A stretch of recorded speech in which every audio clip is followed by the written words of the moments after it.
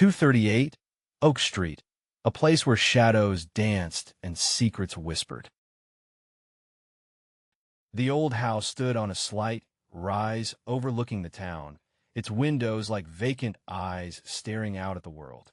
I inherited it from my grandmother, a woman I barely knew, who everyone whispered was a little eccentric. I told myself the stories were just small-town gossip, fueled by her reclusiveness. I needed a fresh start, and the house was free. The first few days were uneventful. I cleaned, unpacked, and tried to ignore the pervasive scent of dust and old lavender. The house was strangely silent, even for an empty building. The only sound was the rhythmic creaking of the wind, whistling through gaps in the aged window frames. Then came the whispers. At first, I dismissed them as my imagination, the product of an overactive mind adjusting to a new environment. They were faint, barely audible, like the rustling of leaves in a distant forest. But they grew louder, more insistent, always just on the periphery of my hearing. I'd be reading a book, and a breathy murmur would tickle my ear. I'd be washing dishes, and a chorus of hushed voices would seem to emanate from the walls. One evening, I found a small wooden box hidden in the attic.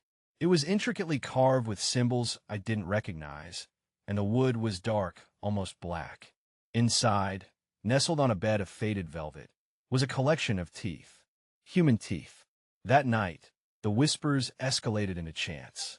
They filled the house, swirling around me, just out of reach, indecipherable yet undeniably malevolent. I huddled in my bedroom, the covers pulled tight, praying for dawn. When the sun finally rose, casting long shadows across the room, the chanting stopped. The house was silent again, but the silence felt different now, heavier, pregnant with a sense of dread. I decided to investigate the attic. I needed to understand where the teeth came from. The box was gone. I searched every corner, every dusty nook, but it was nowhere to be found. As I turned to leave, I noticed something I hadn't seen before. Scratches on the floorboards near where the box had been.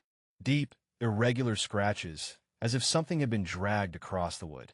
The scratches led to a small, dark space beneath the eaves, a space too small for me to crawl into. I hesitated, a knot of fear tightening in my stomach. I grabbed a flashlight and shone it into the darkness. Two eyes stared back at me. They weren't human eyes. They were small, black, and gleamed with an unnatural light. I recoiled, stumbling backward, the flashlight clattering to the floor. The scratching started again, louder this time, more frantic. And then, a low, guttural growl echoed from the darkness.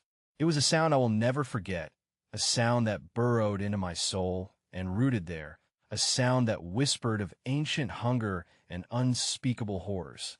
I ran. I ran out of the house and didn't stop until I reached the town limits. I haven't been back since. I can still hear the whispers sometimes, faint but persistent, no matter how far I go. I see those eyes in my dreams. I know, with a chilling certainty, that whatever lived in that house is still waiting, patient and hungry. And I know, somehow, that it wants me back.